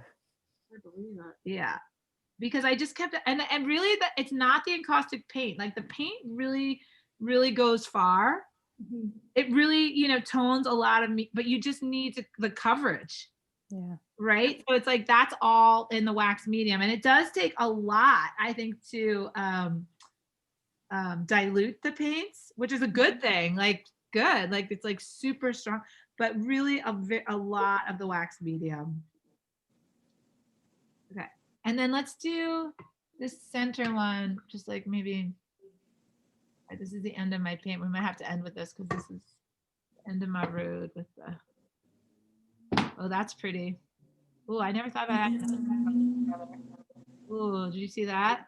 That was like ochre and extra pale scarlet. Oh, that is gorgeous. All right, we found a new favorite color. And then actually, this could go like into, this is one of my, oh, look at that. Can you guys see that? Look at these colors. Oh, this is my, I don't know. I haven't been able to make this mud for a while. Mm-hmm. Oh, we went over that one.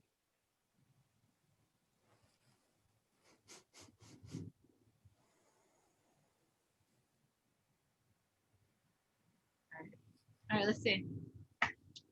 So I'm going to use this speed scraper, and I'm just going to. Okay, so you kind of work it in. Yeah, I like to work it in. I mean, especially because the fabric, it's a little bit easier to work the fabric because it does have the flex to it more than the stencils, Mm-hmm. And also you have all of this like excess wax. Yeah. So theoretically, you know, you can put it over, you really can do some nice things with building that building with this, you know? Hmm. You can kind of layer it like, you know, and then you could take, look, you could even take another color, you know what I mean? And I know people paint with like oil paints like this with like palette knives, Right. you know, where they literally just take the material on a knife and spread it onto the canvas, you know? It's like a technique. It can be kind of pretty. It's good for like, especially if you're doing any type of like landscape work. This would be a really nice way to do like a sky, you know, very landscapey. All right. So some muscle. All right. So let's see if we can get this baby off of here. Yeah, and I don't remember exactly where this particular collar came from, but I'm always looking, like whatever we used to go, I mean, I haven't gone anywhere in a long time, but like when I was in Canada 2 years ago, we went to like antique shops. I love to go to like flea markets and look for old stuff.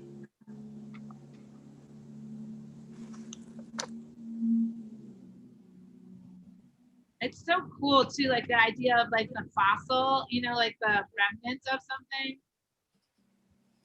The footprint, you know, whatever you want to call it. It's usually something old, you know. Oh, I love the purple one. Ooh.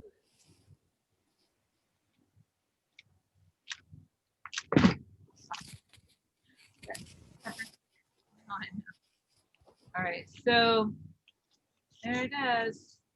Cool. Yeah. Nice. So we can decide to like to use it. I mean, it's so beautiful. I mean, I don't know. We could put another layer of wax over it. We can put pigment stick on it. We can scrape it back. Let's see.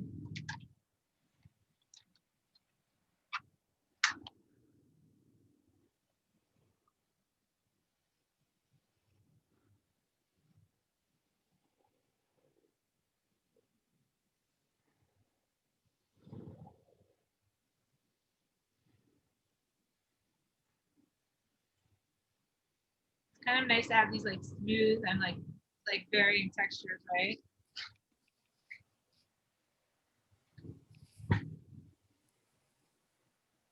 Oh, I burned something. I can smell it. And then when you have a 3D texture like this, you can do, you know, you can do a couple things with those spaces, right? So you can,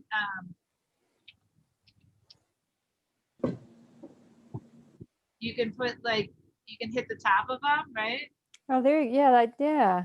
Okay. Like a relief. Yeah, you can hit the top of them, right? Or you can push this into the spaces, right? So, but I kind of just like the spiral. Wait here, let's just do the like these guys, right? And if I just use one color with these, that's kind of cool. It looks so much like a reptile. Mhm. That gave you some unity in In the piece. yeah. Yeah, definitely. No, I like all of them except this one. I don't I didn't like my first one. But we can fix that. I know, it's cool. And then you can blend it.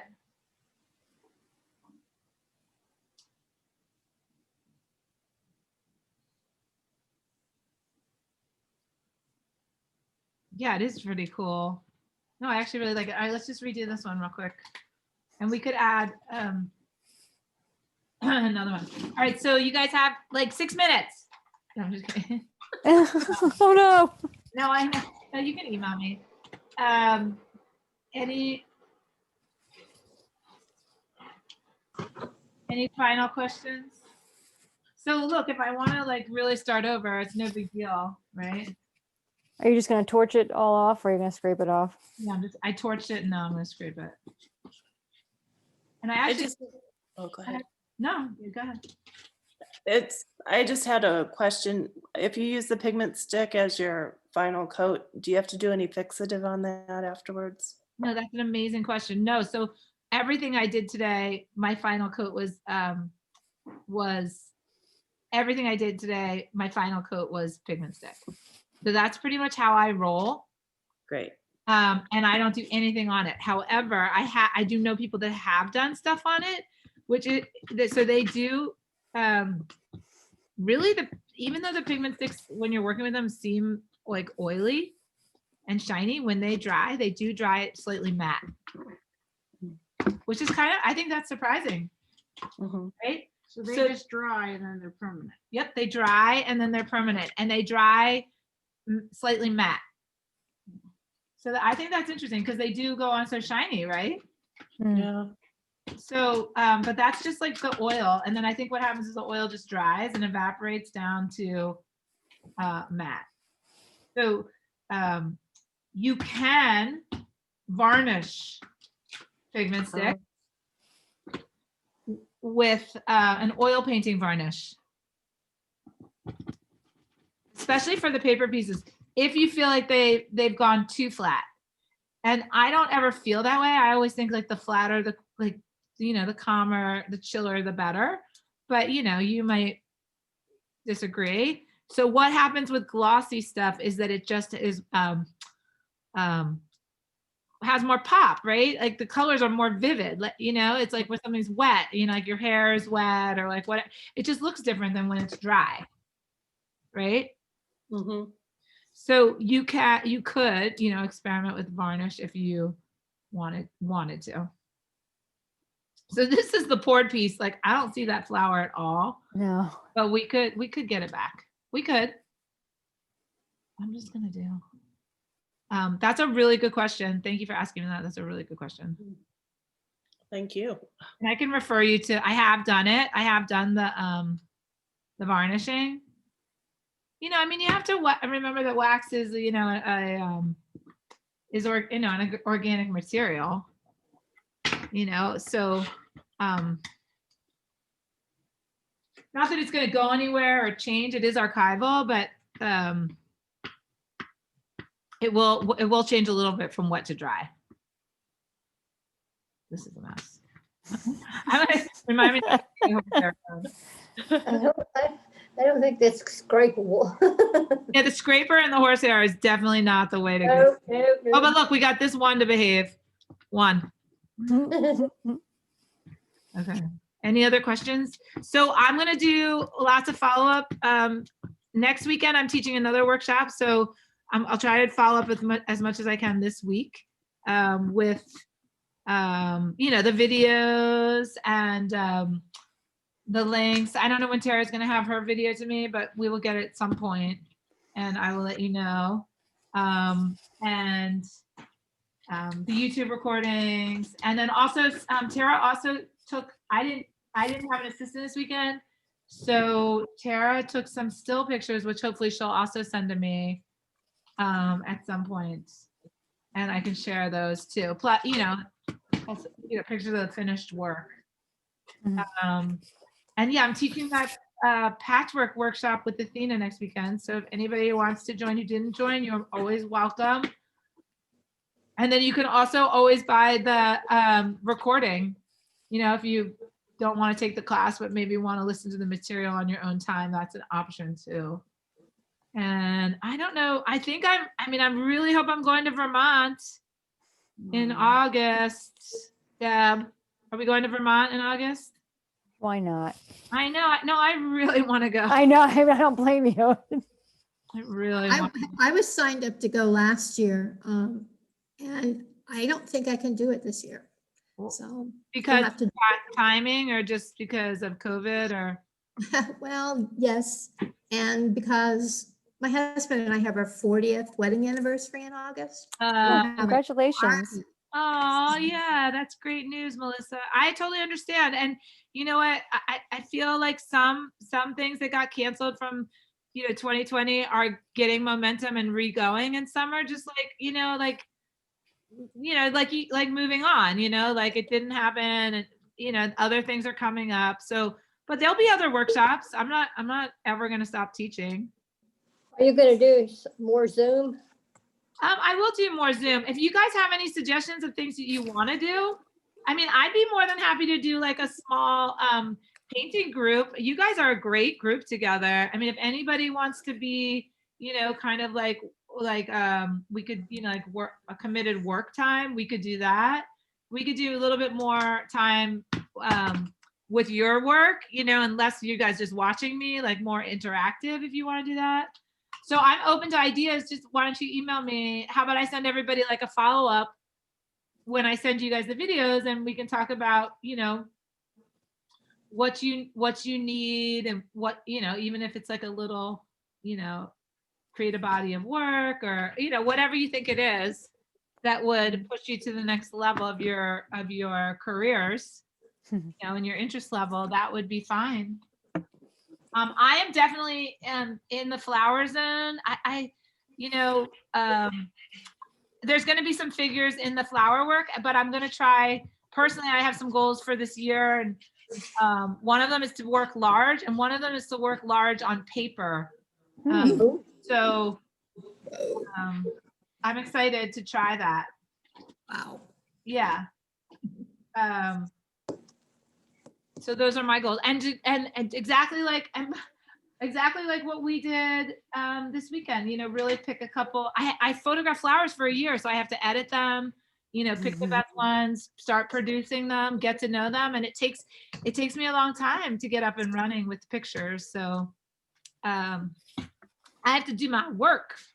I think what I'm gonna do is copy the cyanotype and Paint change that it to one. black and white, and then Yeah.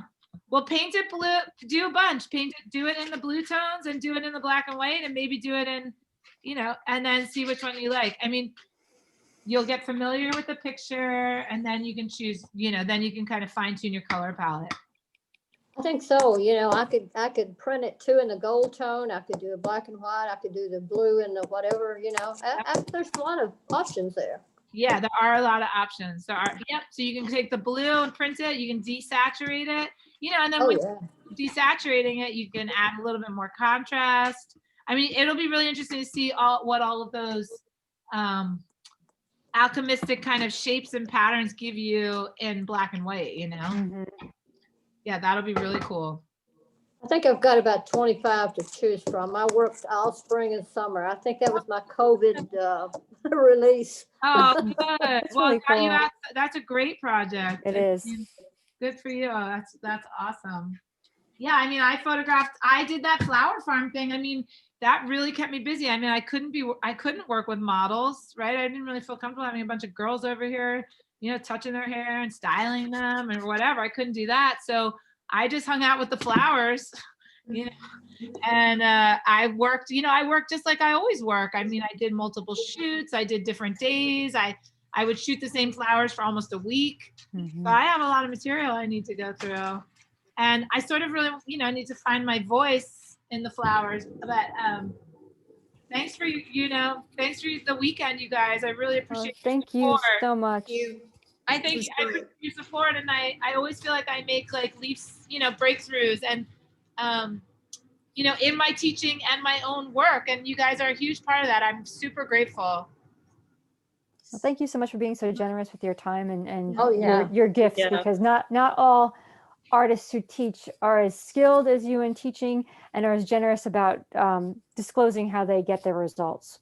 Well, you know what? I think it's good and bad but I throw you guys right into the curve that I'm on. Like I throw you right onto my mountain with me, and but I try to give you foreground and backgrounds, you know, so you understand the context of what I'm thinking about, and you know, but I'm definitely keeping you right with me in stride, and I know that I just know that, you know, you're gonna take what you can from it.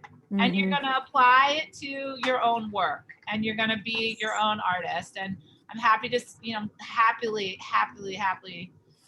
you know, joyful to support that and encourage that, because it does take a certain amount of bravery to spend the time on the art, you know, but it can be taken very seriously. Like, you know, form of physical exercise or any other practice, a yoga practice, you know, I kind of put it in that category as this is something I do for my mental and spiritual health. I you know? totally agree. Yeah, and my intellect, right? Using Mm. my brain, thinking about things, and doing the research, right? So there's a lot of ways to apply it to your overall health and wellness. Yes. All right. All right. Thank you. Bye, Thank you, Kalia. Con. Thank you, Yeah. ladies. Have a- Thank you. Thank you so I'll send much. you all pictures.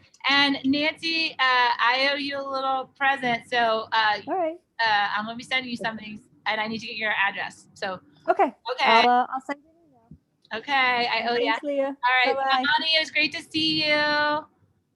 I'm gonna paint you. I'm gonna give you a little present. I have a little present for you too, coming your way. Oh, wow. Yeah, Thank I'm you. gonna get your address, and I'm gonna hook you up with something. I'm gonna make you something. Oh, okay. All right. Bye, you guys. Bye, Linda. Bye. See you Thank soon. you. Yeah, give me some feedback this week. Bye, Marcia. Have a great night. I'll See talk you to you next weekend. soon. Bye, you Yep. guys. Bye. Bye.